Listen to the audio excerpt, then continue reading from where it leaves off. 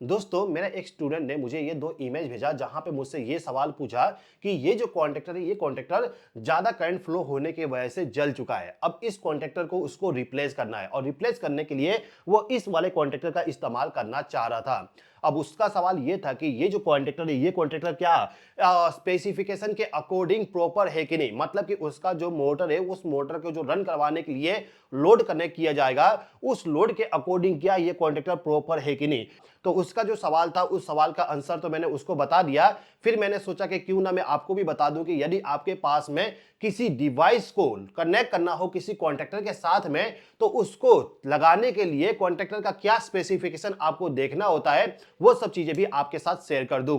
जैसे कि आप देखोगे ना तो यहाँ पे मेरे पास में एक पुराना कॉन्ट्रैक्टर है जो कि स्नाइडर कंपनी के द्वारा बनाया गया है। ये कॉन्ट्रैक्टर जल गया, अब इसको यदि हमें रिप्लेस करना है तो इस वाले कॉन्ट्रैक्टर का सिलेक्शन किया गया है। तो इस कॉन्ट्रैक्टर का जो स्पेसिफिकेशन है ना उसके बारे में थोड़ा सा समझते हैं।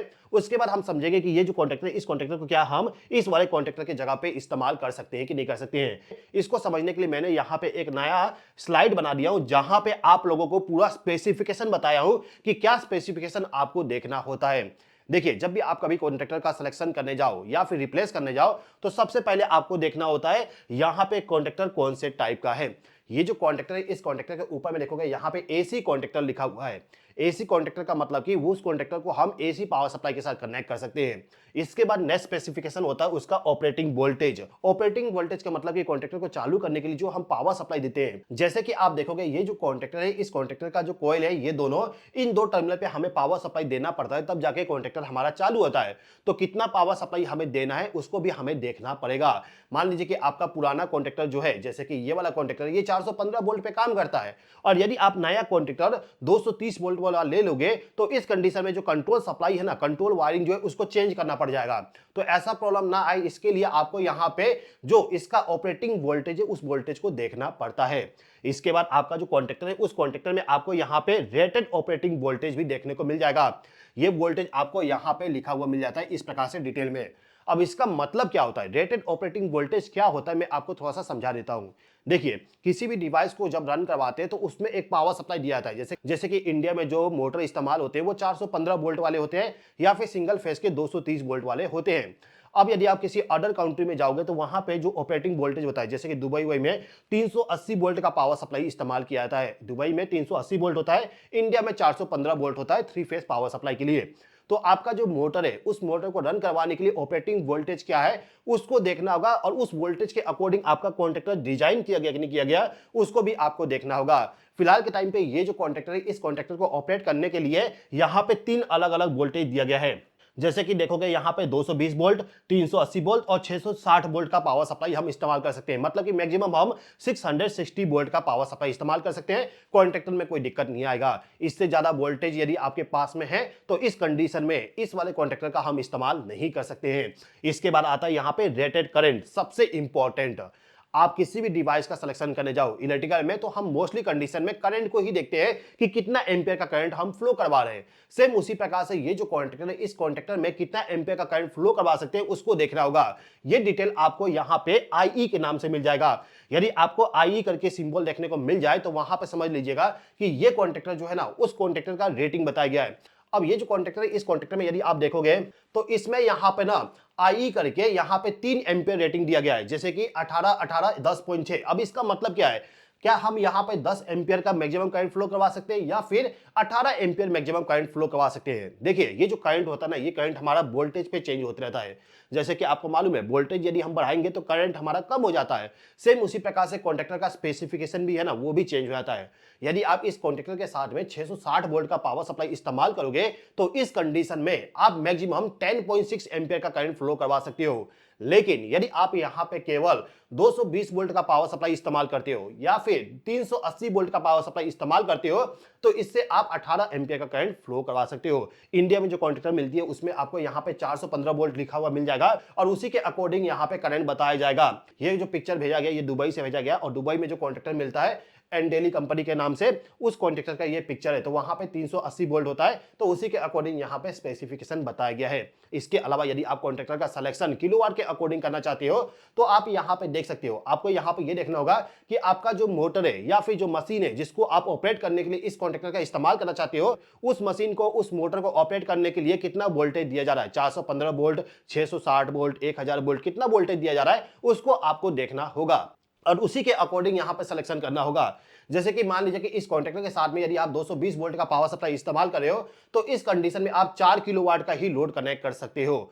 यदि आपके पास में 660 वोल्ट वाली मशीन है, मोटर है, तो इस कंडीशन में आप यहां पे 9 किलोवाट का लोड पूरा कनेक्ट कर सकते हो। मतलब कि 9 किलोवाट का जो मोटर होता है, मशीन होता है, उस मशीन को, उस मोटर को चालू बंद करने के लिए इस कॉन्ट्रैक्टर का हम इस्तेमाल कर सकते हैं। इसके बाद हमें कॉन्ट्रैक्टर में यह भी देखना होता है कि जो कॉन्ट्रैक्टर है वो कॉन्ट्रैक्टर हमारा कौन से टाइप का है।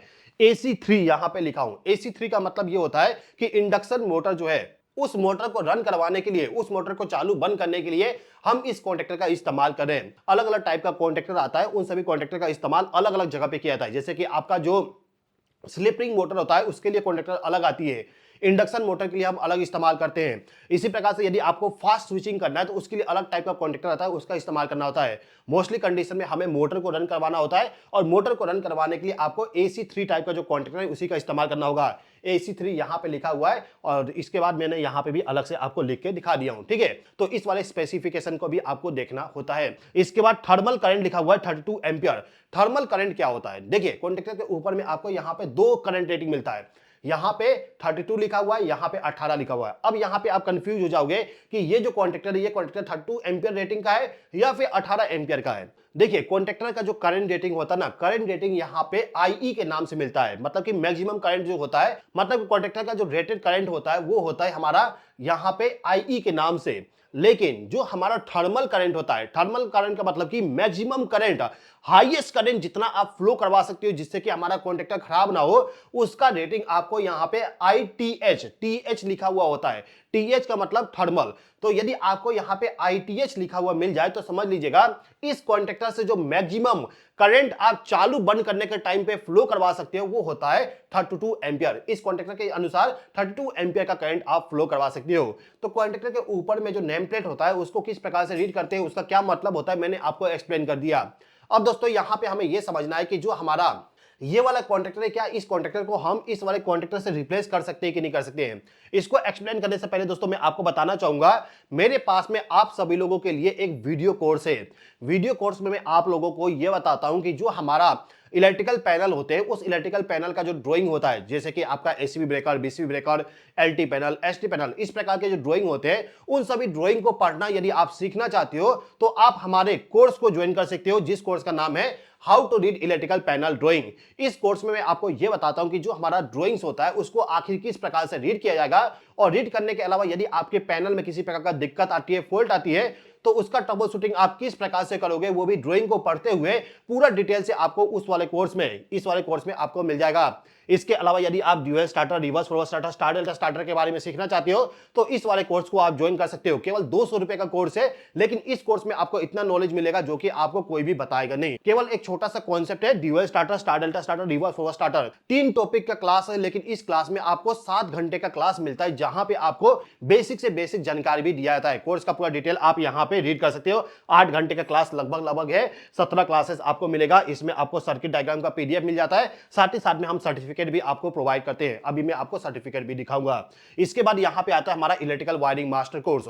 यदि आप लॉजिक के अकॉर्डिंग सर्किट बिल्डिंग करना चाहते हो, जैसे कि आपको कंडीशन दिया जाता है, जैसे कि आपको कोई मशीन बनाना हो, कोई पैनल बनाना हो, और केवल आपको यह बोला जाता है कि ऐसा ऐसा वर्किंग होना चाहिए, उसके अकॉर्डिंग पूरा वायरिंग करना हो, तो उसको सीखने के लिए इस वाले कोर्स को आप ज्वाइन कर सकते हो। इसके बाद हमारे पास में BFD का कोर्स है। यदि आप BFD का प्रोग्रामिंग, ट्रबल शूटिंग, वायरिंग, इसके अलावा यदि आप BFD को PLC के जरिए ऑपरेट करवाना, यदि आप चाहते हो HMI के साथ में BFD को कम्युनिकेट करवाना सीखना, तो इसके लिए आप इस वाले कोर्स को ज्वाइन करके BFD के बारे में कंप्लीट नॉलेज ले सकते हो। इसके बाद हमारे पास में है PLC प्रोग्रामिंग का कोर्स। यदि आप PLC प्रोग्रामिंग सीखना चाहते हो तो PLC वाली कोर्स को आप ज्वाइन कर सकते हो। सीमेंस कंपनी का जो PLC होता है, उस PLC का जो वैल्यू है बहुत ज्यादा है। जो ये वाला PLC है, ये डेल्टा कंपनी का है। बेसिक लेवल पे आप सीख सकते हो, लेकिन एडवांस लेवल पे यदि आपको जाना है तो आपको सीमेंस सीमेंस कंपनी का पीएलसी जो है उसका नॉलेज रखना पड़ेगा।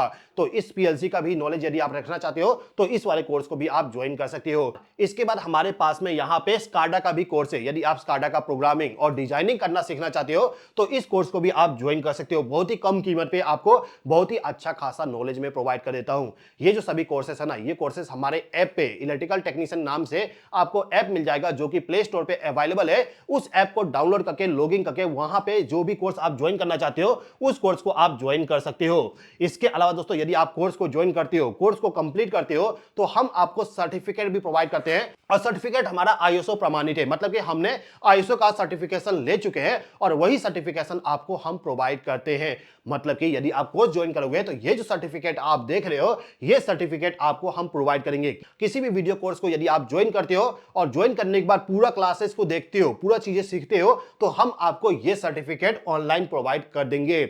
इसके बाद यदि आप हमारा जो बुक है electrician A to Z wiring book, इस बुक का पीडीएफ डाउनलोड करना चाहते हो तो ये बुक भी हमारा ऐप में अवेलेबल है। वहां से आप डायरेक्टली बाय करके इसको डाउनलोड कर सकते हो। ये जो बुक है इस बुक का लिंक और जो हमारे वीडियो कोर्स है उन सभी का लिंक मैंने डिस्क्रिप्शन में दे दिया हूं। वहां पे क्लिक करके आप डायरेक्टली कोर्स को ज्वाइन कर सकते हो या फिर इस पीडीएफ को आप डायरेक्टली बाय कर सकते हो। इस पीडीएफ में आपको टोटल 190 पेजेस मिल जाते हैं जहां पे आपको बहुत सारा सर्किट डायग्राम के बारे में बताया गया है। ठीक है, चलिए अब हम आगे बढ़ते हैं। यहां पे हम बात करते हैं कि जो हमारा यहां पे दो कॉन्ट्रैक्टर है, एक तो पुराना वाला कॉन्ट्रैक्टर, एक तो नया वाला कॉन्ट्रैक्टर। क्या यहां पे हम इस कॉन्ट्रैक्टर को इस वाले कॉन्ट्रैक्टर के साथ में रिप्लेस कर सकते हैं? तो चलिए समझ लेते हैं। देखिए यहां पे मैंने पूरा स्पेसिफिकेशन लिख दिया हूं। इस वाले कॉन्ट्रैक्टर को ऑपरेट करने के लिए 230 वोल्ट, 415 वोल्ट और 3 फेज पावर सप्लाई के जरिए ऑपरेट करवाया जा रहा था। मतलब कि मैक्सिमम 415 वोल्ट यहां पे दिया गया था इस कॉन्ट्रैक्टर को ऑपरेट करने के लिए। और इस कॉन्ट्रैक्टर में यहां पे बताया गया 660 वोल्ट तक का पावर सप्लाई कनेक्ट कर सकते हैं। मतलब कि इस जगह पे हम इसका इस्तेमाल कर सकते हैं। मतलब कि ऑपरेटिंग वोल्टेज इसका ज्यादा है। इसके बाद सेकंड चीज था किलोवाट रेटिंग। यदि आप किलोवाट के अकॉर्डिंग सिलेक्शन करना चाहते हो तो यहां पे लिखा गया है कि 415 वोल्ट के लिए आप यहां पे 7.5 किलोवाट के लोड कनेक्ट कर सकते हो। 7.5 किलोवाट का मैक्सिमम लोड आप कनेक्ट कर सकते हो। लेकिन इस कॉन्ट्रैक्टर में आप देखोगे यहां पे लिखा हुआ है कि जो आपका 660 वोल्ट का पावर सप्लाई है उसमें आप 9 किलोवाट का लोड कनेक्ट कर सकते हो। मोस्टली हम 415 वोल्ट वाली लोड को कनेक्ट करते हैं तो 415 के हिसाब से 7.5 किलोवाट का लोड कनेक्ट कर सकते हैं। इसके बाद यहाँ पे करंट रेटिंग बताया गया था कि ये 18 एम्पियर वाली है और ये भी ये कॉन्ट्रैक्टर हमारा 18 एम्पियर वाली है, AC 3 टाइप का है। तो ये भी यहाँ पे काम आ गया, मतलब कि सेम टू सेम है। उसके बाद यहाँ पे इसका जो थर्मल करंट है, थर्मल करंट इसका 32 एम्पियर है और इसका भी थर्मल करंट 32 एम्पियर दिया गया है। मतलब कि सब कुछ सेम टू सेम है। तो हम यहां पे आसानी से इस कॉन्ट्रैक्टर को इस वाले कॉन्ट्रैक्टर के साथ में रिप्लेस कर सकते हैं। दोस्तों यदि आपके पास में इस प्रकार का डाउट कुछ है ना तो आप कमेंट बॉक्स में कमेंट करके मुझे बताइएगा।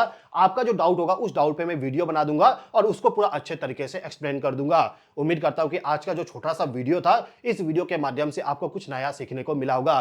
दोस्तों यदि आपको वीडियो पसंद आया हो तो एक लाइक कर दीजिएगा और यदि आपने चैनल को अभी तक सब्सक्राइब नहीं किया तो सब्सक्राइब भी कर लीजिएगा। इस वीडियो को देखने के लिए बहुत बहुत धन्यवाद।